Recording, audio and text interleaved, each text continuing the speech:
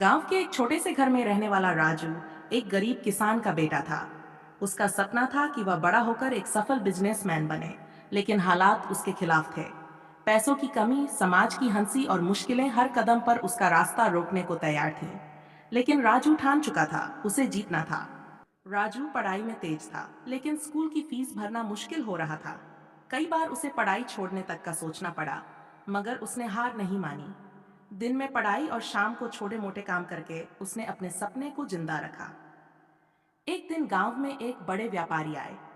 उन्होंने गांव के युवाओं से पूछा, तुम क्या बनना चाहते हो? किसी ने कहा किसान, किसी ने कहा मजदूर। लेकिन राजू ने आत्मविश्वास से जवाब दिया, मैं बिजनेसमैन बनूंगा। लोग हंस पड़े, मगर उस व्यापारी ने उसकी आंखों में कुछ खास देखा।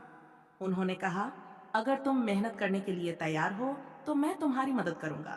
राजू ने उस व्यापारी के साथ काम करना शुरू किया। उसने हर छोटी बड़ी चीज सीखी, व्यापार के नियम, ग्राहक को समझना, बाजार का हाल जानना। कई बार उसे असफलता मिली, लोग ताने मारते, लेकिन उसने पीछे मुड़कर नहीं देखा।